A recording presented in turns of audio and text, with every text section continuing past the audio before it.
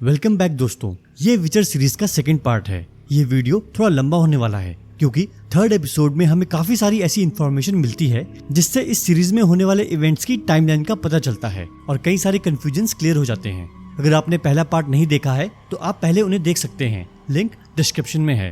पहले 2 एपिसोड्स में इस सीरीज के मेन कैरेक्टर्स को इंट्रोड्यूस किया गया। तीसरे एपिसोड की शुरुआत में दिखाया जाता है कि तमेरिया नाम के राज्य में एक मॉन्स्टर ने आतंक मचा रखा है। वो राज्य के कई लोगों को मार चुका था। उस मॉन्स्टर के हमले से घायल एक माइनर का बेटा मरने से पहले विचर को बताता है कि वो एक वुकॉडलक है जो वुल्फ प्रजाति के मॉन्स्टर होते हैं, लेकिन ये विचर गेराल्ट नहीं था। वो उस माइनर से मॉन्स्टर को मारने के बदले 3000 कॉइन मांगता है। इसके बाद वो विचर मॉन्स्टर को हंट करने के लिए जाता है, लेकिन वो मॉन्स्टर इतना फास्ट था कि वो अपनी झलक दिखाए बिना ही विचर को मार देता है। कुछ दिन बाद गेराल्ट को खबर मिलती है कि एक विचर तमेरिया में किसी मॉन्स्टर को मारने गया था, लेकिन वो माइनर के 3000 कॉइन्स लेके वहाँ से भाग गया। गेराल्ट ये जान के बहुत हैरान था क्योंकि उसे अब तक लगता था कि वो अकेला विचर बचा है। गेराल्ट अपने घोड़े रॉच को होटल वाले के पास छोड़कर तमेरिया के लिए निकल जाता है। वहाँ पहुँच के वो माइनर से मिलता है जो अपने राजा के खिलाफ बगावत करने वाले थे क्योंकि राजा ने अभी तक मॉन्स्टर को रोकने के लिए कोई कदम नहीं उठाया था। माइनर्स गेराल्ट को देख के नाराज थे क्योंकि उन्हें लग रहा था कि पहले वाले विचर ने उन्हें धोखा दिया है, लेकिन वो कहता है कि मैं मॉन्स्टर को मारने के बाद ही 1000 कॉइन लूंगा। माइनर उसका ऑफर एक्सेप्ट कर लेते हैं, लेकिन तभी वहाँ राजा का मंत्री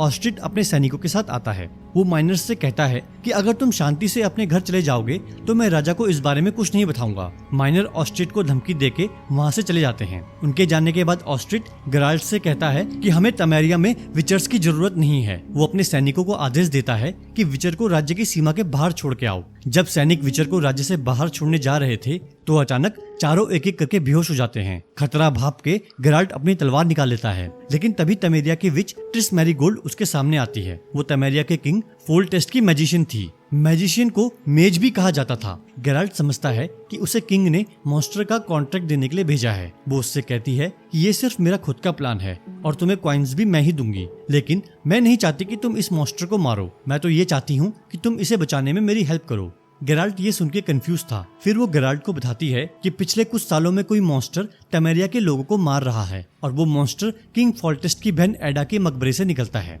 एडा का किसी के साथ अफेयर चल रहा था और लोगों में ये अफवाह है कि मौत के समय वो प्रेग्नेंट थी। उसका बच्चा इस राज्य का आखिरी वारिस है क्योंकि किंग फोल्टेस्ट ने कभी शादी नहीं की और ना ही फोल्टेस्ट ने मॉन्स्टर के खिलाफ अभी तक कोई एक्शन लिया तो तमेरिया की प्रजा विरोध ना कर दे। इसलिए ब्रदरहुड ऑफ सॉर्सरर्स ने मुझे यहाँ भेजा है ताकि मैं उस मॉन्स्टर को क्योर कर सकूं। गेराल्ट कहता है कि वुकॉडलक को क्योर नहीं किया जा सकता, लेकिन मैरीगोल्ड उसे एक कमरे में लेके जाती है जहां मॉन्स्टर के शिकार हुए लोगों की लाश को नमक में डाल के रखा हुआ था। वहां गेराल्ट को विचर की लाश भी दिखती है। मैरीगोल्ड ने तमेरिया के लोगों को नहीं बताया था कि विचर मॉन्स्टर के हाथों मारा गया है, वरना वो और डर जाते। लाश का मुआयना करने के बाद गेराल्ट बताता है कि इसका दिल और लीवर मिसिंग है और ये काम सिर्फ स्ट्रिगा का हो सकता है। किसी को स्ट्रिगा श्राप देके ही बनाया जा सकता था और किसी ने एडा को श्राप दिया, लेकिन श्राप उसके बच्चे पे भी लग गया। ये स्ट्रिगा तमेरिया की राजकुमारी है क्योंकि स्ट्रिगा फीमेल होती है। अब कहानी शिफ्ट होती है अर्टेजुआ पे। उन दिनों एक प्रथा थी जिसके अनुसार अर्टेजुआ में ट्रेन की गई हर मेज या विजर्ड को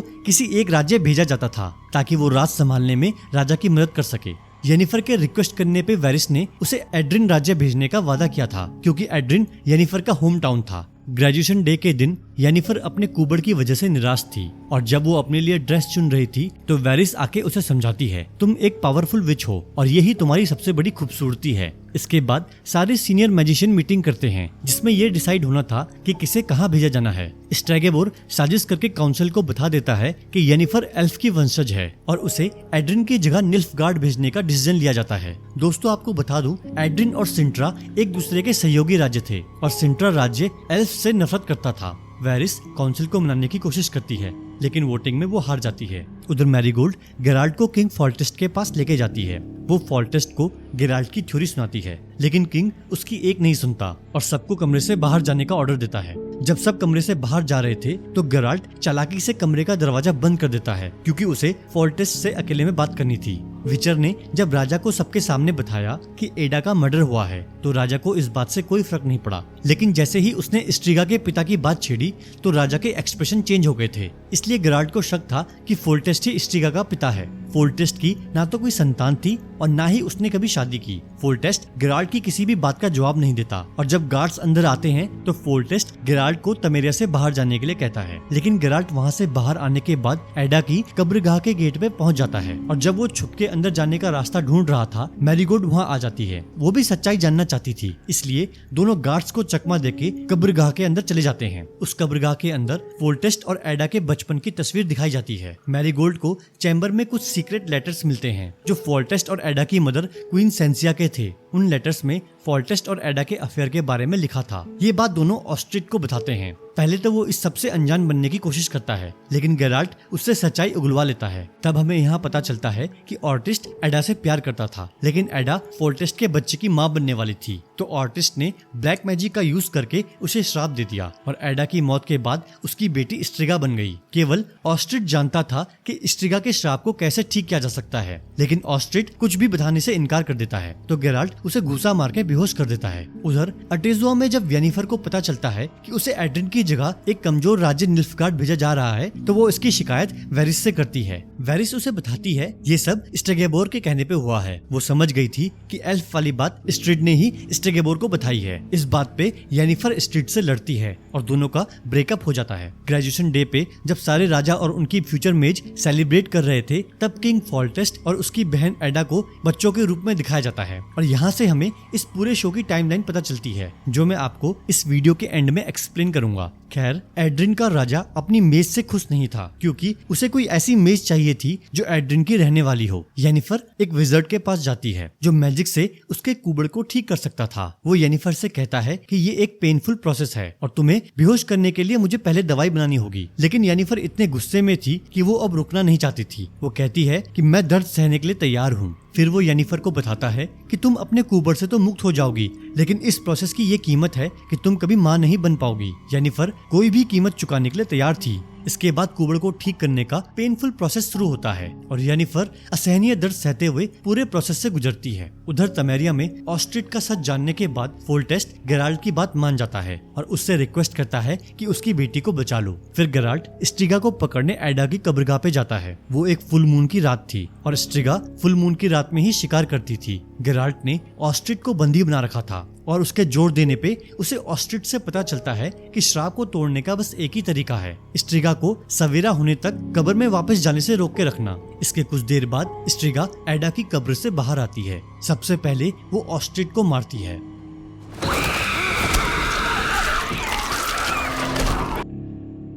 फिर उसका सामना गेराल्ट से होता है। दोनों के बीच पूरी रात घमासान लड़ाई चलती है। गेराल्ट के लिए प्रॉब्लम ये थी कि वो स्ट्रिगा को जान से नहीं मार सकता था, इसलिए वो एक मैजिकल मिक्सचर पी के अपनी फिजिकल पावर बढ़ा लेता है और इसके साथ साथ वो अपने मैजिक का भी यूज करता है। गेराल्ट ने उस कमरे को मैजिक स्पेल से लॉक कर दिया था ताकि स्ट्रिगा वहाँ से बाहर ना जा पाए। सवेरा होते ही स्ट्रिगा कब्र की ओर जाने की कोशिश करती है, लेकिन गेराल्ट उसे हटा के खुद कब्र में घुस जाता है और कब्र को अंदर से मैजिक का यूज करके बंद कर देता है। कुछ देर बाद गेराल्ट जब कब्र से बाहर आता है तो वो बच्ची स्ट्रिगा के श्राप से मुक्त हो चुकी थी। जब गेराल्ट उसके पास आता है तो वो गेराल्ट की गर्दन पे नाखून से वार करती है। गेराल्ट खुद को बचाने के लिए उसके कंधे पे काटता है। घबरा के वो बच्ची उससे दूर हो जाती है और गेराल्ट बेहोश हो जाता है। जब गेराल्ट को होश आता है तो वो मैरीगोल्ड के कमरे में था। एक विचर होने की वजह से उसके घाव जल्दी भर जाते थे। मैरीगोल्ड उसे बताती है कि जब तुम बेहोश थे तो बार बार रेनफ्री का नाम ले रहे थे। वो उससे रेनफ्री के बारे में पूछती है, लेकिन विचर उसे कोई जवाब नहीं देता और अपने कॉइन लेके वहाँ से चला जाता है। उधर अर्टेजुआ में येनिफर भी नया रूप लेके एक सुंदर और कॉन्फिडेंट विच में बदल गई थी। जब वो सेलिब्रेशन में जाती है तो एड्रिन का राजा उसकी सुंदरता पे फिदा हो जाता है और उसे एड्रिन की मेज बनने का ऑफर देता है। इसके बाद स्टोरी शिफ्ट होती है सिरिलिया पे, जो डारा के साथ जंगलों में भटक रही थी। तभी उसे एक रहस्यमयी आवाज सुनाई देती है और वो उस ओर खींची चली जाती है। डारा उसे रोकने की कोशिश करता है, लेकिन सिरिलिया पे कोई फर्क नहीं पड़ रहा था। जब डारा सिरिलिया को रोकने उसके पास जाता है तो एक तीर उड़ता हुआ उसके कंधे पे लगता है और इसी के साथ तीसरा एपिसोड खत्म हो जाता है। दोस्तों, ये थी तीसरे एपिसोड की कहानी। अब मैं आपको इस शो में दिखाई जाने वाली 3 कहानियों की टाइमलाइन एक्सप्लेन करूंगा। इस शो में दिखाई जाने वाली 3 कहानियां हैं, एक येनिफर, एक गेराल्ट और एक सिरिलिया की। येनिफर की स्टोरी के इवेंट्स सबसे पहले हुए थे क्योंकि जब उसका ग्रेजुएशन डे था तब किंग फोल्टेस्ट छोटा बच्चा था। इसके बाद नंबर आता है गेराल्ट की कहानी का, क्योंकि जब वो फोल्टेस्ट से मिलता है तो फोल्टेस्ट की उम्र 40 से 50 के बीच की थी। और लास्ट में नंबर आता है सिरिलिया का, जिसकी कहानी प्रेजेंट में चल रही है। गेराल्ट येनिफर के टाइम पे भी था और सिरिलिया के टाइम पे भी है। इससे पता चलता है कि विचर्स की लाइफ बहुत लंबी होती है। ऑनलाइन रिसर्च करने पे मुझे पता चला कि सिरिलिया के टाइम पे गेराल्ट की एज लगभग 100 साल के आसपास है। तो दोस्तों, ये था मेरा 3rd एपिसोड का एक्सप्लेनेशन। आई होप ये आपको पसंद आया होगा। अब आपसे मुलाकात होगी नेक्स्ट वीडियो में।